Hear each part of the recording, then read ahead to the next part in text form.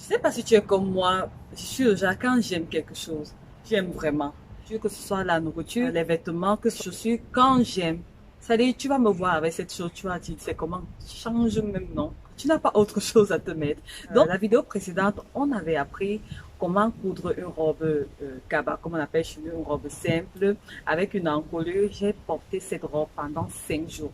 C'est incroyable, c'est le 5e jour, je me rends compte que, mais Irène, depuis 5 jours, tu portes la robe. Si tu n'as pas d'autre chose à te mettre, mais en fait, tellement elle était belle, je me sentais à l'aise et je sais pas, elle était tout simplement magnifique et beaucoup d'entre vous avaient aimé et je me suis dit waouh, le DIY m'a poussé encore à faire une autre robe pratique pour les beaux jours et aussi facile à faire.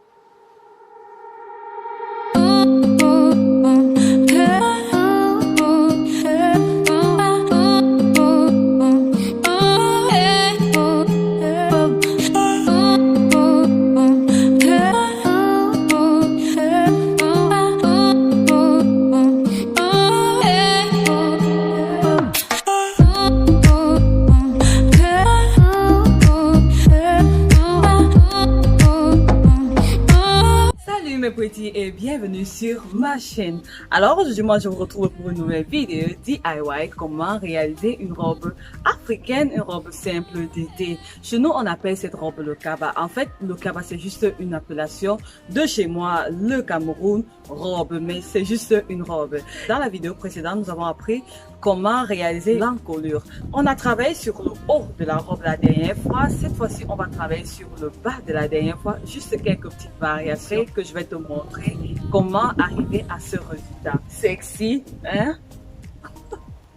Voilà, tu as cette variation. Épaule dénudée. Et en fait, avec ceci, tu peux décider de faire comme ça. Tu as quelque chose comme ça. Ou alors tu fais comme ça. En fait, c'est toi qui style. Tu peux mettre la ceinture. Comme tu peux enlever la ceinture, donc tu vas designer à ta manière. Il y a le vent aujourd'hui. Donc du coup, je vais utiliser le même patron.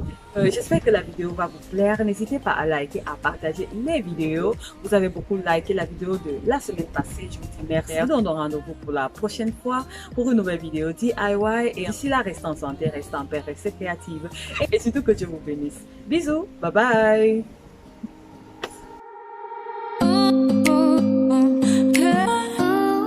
Déjà, pour connaître comment délimiter cette partie, il faudrait que tu saches comment tracer le mini patron. Je vais appeler ça comme ça. Cette partie de l'encolure qui va jusqu'à la poitrine. Je t'invite à aller regarder la vidéo précédente sur comment coudre une robe kaba. Je vais laisser le lien en barre d'infos et là-bas, tu verras toutes les étapes. C'est exactement la même chose. Et après, tu peux revenir dans cette vidéo et continuer à regarder comment est-ce qu'on va travailler sur le bas du patron.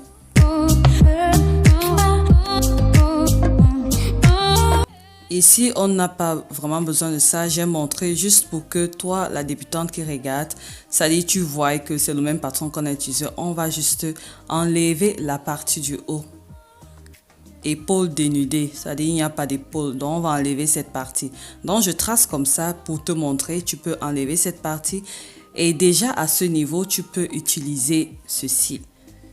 Je sais qu'il y en a plusieurs qui n'aiment pas quand c'est trop ouvert. Déjà, à ce niveau, tu peux utiliser, du moment où les épaules sont parties, c'est bon. Donc, voilà, pour délimiter la partie ouverte de ton épaule, tu vas juste placer ta mesure au niveau de ton épaule et tu vas délimiter la longueur voulue, en fait. La profondeur voulue, je pense que c'est ça. Bref. Et là, je retrace une ligne comme ça pour montrer qu'à ce niveau, pour celles qui veulent, tu peux délimiter jusqu'à ce niveau. Tu vois? Donc là, tu peux délimiter jusqu'à ce niveau pour une autre. Celle qui veut encore vraiment ouvert, les épaules encore vraiment très ouvertes, on continue. Donc tu vas encore délimiter là et c'est bon.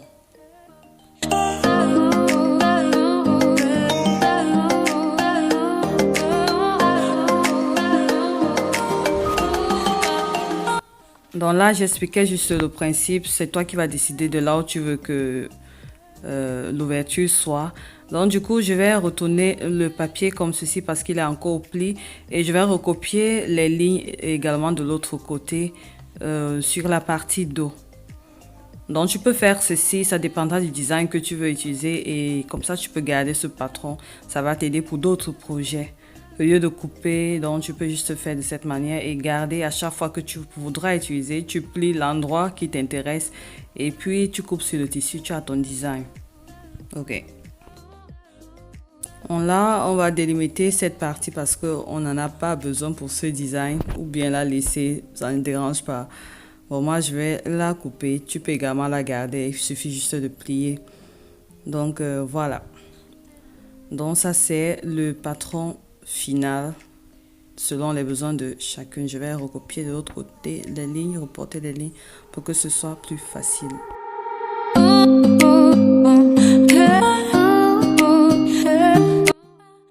Maintenant, je peux délimiter la partie dos et de la partie devant. Donc, je vais couper au milieu. Je coupe à ce niveau et je vais délimiter le devant et le dos. Là, ça sera au pli, ça c'est le devant, ça sera au pli et je vais enlever cette partie. Parce que la manchure de devant est toujours un peu plus creuse que celle de dos. Voilà, ça c'est le patron final. Ça donne ceci et si tu as remarqué, j'ai mis les manches sur ma création. Donc du coup, on va couper la manche.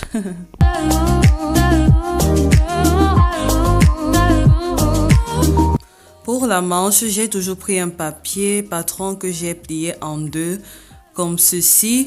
Et ensuite, je vais tracer une ligne droite comme ça, vraiment droite qui va m'aider à placer la mesure du tour de mon bras. En effet, tu vas prendre le tour de ton bras, d'accord, et tu vas diviser par deux, d'où le pli du papier.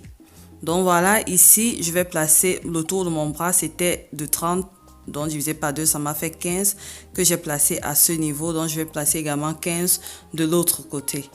Et je vais prendre un côté de mon patron, là je prends le devant du patron et je vais poser, je vais placer de cette façon. Ça, c'est pas une façon normale, mais bon, et je vais tracer quelque chose comme ceci. D'accord, là c'est pour la manche devant et je vais retourner de cette manière. Je vois, ça se voit même sur mon patron comme il est transparent. Je vais prendre le patron de dos, mais avant ça, je remarque la mesure du tour de mon bras, de la moitié, donc 15, et je retrace une ligne de cette manière et je prends ceci, ça c'est pour le dos.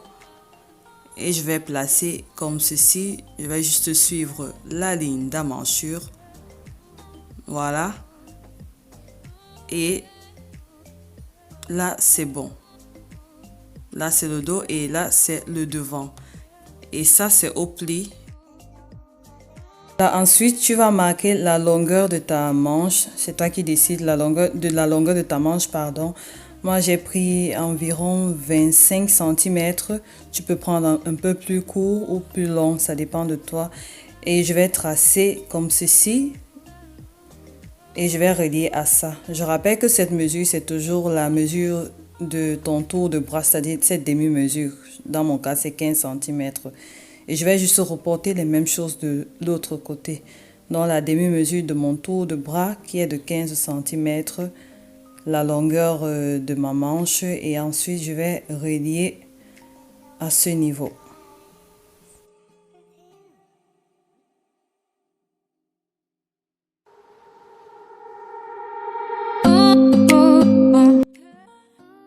Voilà, notre manche est terminée. Je vais marquer le milieu ici.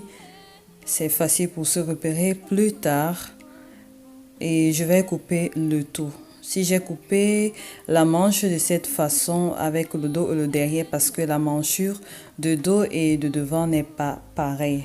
Donc c'est pour cela. Donc voilà la manche terminée. J'essaie de placer sur mon patron et ça donne ceci et je vais reporter toutes les lignes. Ici c'est vraiment juste pour expliquer. Donc ça dépend de la partie où tu veux t'arrêter. C'est ainsi que tu vas dessiner ta manche. D'accord? Ok, donc là je vais juste replacer toutes les lignes et ensuite je vais choisir là où ça m'intéresse.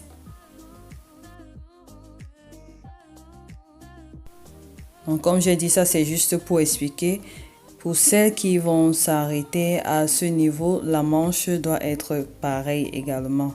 Et ainsi de suite. Donc c'est chacune son design. Voilà, ça doit coïncider. Bon, dans mon cas, moi je vais m'arrêter à ce niveau et je vais couper sur le tissu.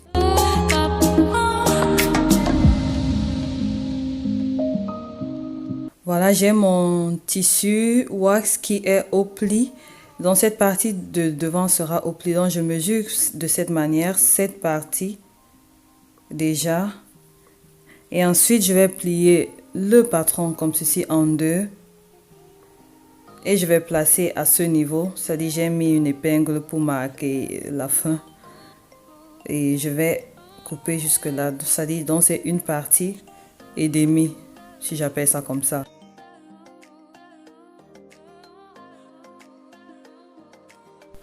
J'ai pas eu le temps de montrer ceci la dernière fois, donc tu vas pas placer ton patron comme ceci, tu vas le placer au bout.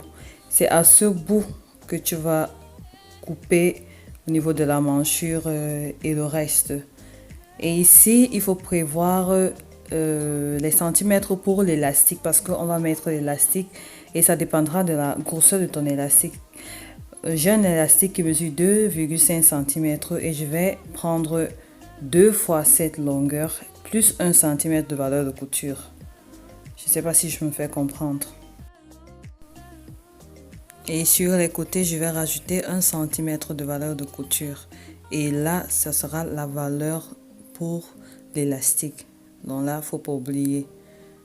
Donc ça dépendra de la grosseur de ton élastique. Et ainsi de suite.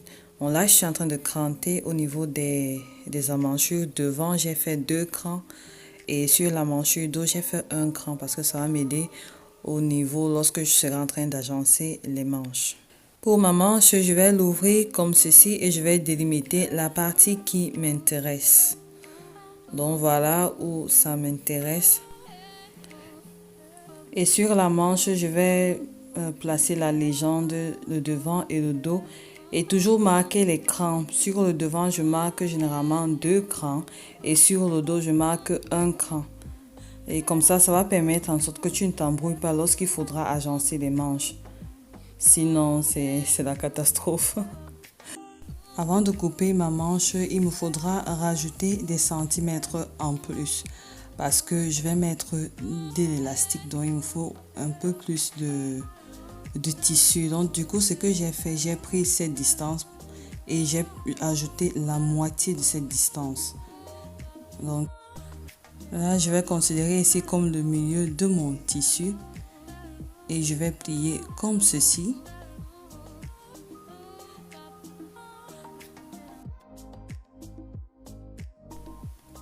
Voilà, je vais ouvrir de cette manière et comme ça sera mon milieu. Et je vais donc prendre ma manche que je vais étaler de cette façon. Et je pourrais centrer à ce niveau qui est le milieu. Épingler partout. Rajouter 1 cm de valeur de couture sur les côtés. Rajouter 1 cm de valeur de couture vers le bas. 1 à 2 cm, ça dépendra de tout un chacun. Réserver également les centimètres en plus pour l'élastique qui est de 5 cm plus 1 cm de valeur de couture. Donc ça, vraiment, ne pas oublier. Là, je vais couper à 1 cm avec 1 cm de valeur de couture tout le long comme ceci. Je prends également à ce niveau 1 cm de valeur de couture. Je n'oublie pas de mettre les crans, 2 crans pour le devant et 1 cran pour le dos. Donc voilà, je coupe cette courbe et je remonte de l'autre côté. Là-bas où ça sera toujours la valeur de ton élastique. Très important. Et n'oublie pas l'ourlet du bas. Moi j'ai pris 3 cm environ. Je voulais un grand ourlet. Et je coupe le tout. Voilà, c'est terminé. Je vais ouvrir donc comme ceci et on aura la nouvelle manche qui a des centimètres en plus. En fait, j'ai coupé de cette manière parce que la courbe de la manchure de devant et de dos n'est pas pareille. Donc voilà la nouvelle manche avec des centimètres en plus. Je vais donc prendre un autre coupon de tissu et je vais poser ceci dessus afin que ça me fasse endroit contre endroit. Je vais juste recopier la manche, mais fais en sorte que ça soit endroit contre endroit. Sinon, tu risques de couper la même manche 2 fois. Donc, endroit contre endroit et tu suis juste le patron et tu coupes. Et si tu as les motifs comme moi, fais très attention et fais en sorte que tout coïncide au millimètre près. Bref, fais un effort. Et c'est comme ça à chaque fois lorsque tu voudras couper une manche avec l'intention de la froncer ou n'importe quoi et en ajoutant des centimètres en plus.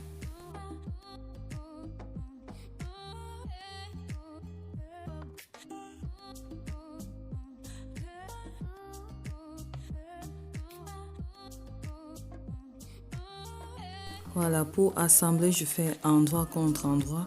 Je vais coudre sur les côtés et je vais passer directement au fil zigzag. Et pareil pour les manches, je vais faire endroit contre endroit. Je vais passer à la couture et au fil zigzag. Là, j'ai mis une poche pour celles qui veulent mettre des poches, une ou deux, tu peux mettre. Et ensuite, qu'est-ce que je fais? Je vais juste retourner ma manche du nouveau sur le bon côté, pardon. Là, j'ai repassé juste pour que ce soit bien plat. Et je vais faire endroit contre endroit, c'est-à-dire la couture de la manche et la couture de la robe. C'est vraiment pas trop visible, juste endroit contre endroit à cette partie. Et je vais joindre le tout avec les épingles et je vais passer à la machine à 1 cm du bord et passer également au fil zigzag une fois. Et je fais pareil avec l'autre côté de la manche. Voilà, j'ai déjà cousu, je suis en train de repasser juste pour aplatir les coutures. Il ne restera qu'à faire l'ourlet à ce niveau du haut de la robe. Donc, je fais d'abord mon ourlet de 1 cm que je vais marquer au fer à repasser de cette façon.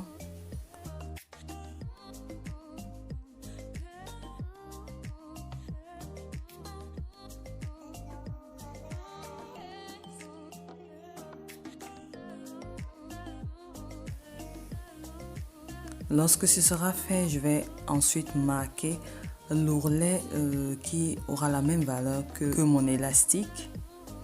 Moi, j'ai un élastique qui mesure 2,5 cm, donc mon ourlet aura une valeur de 2,5 cm.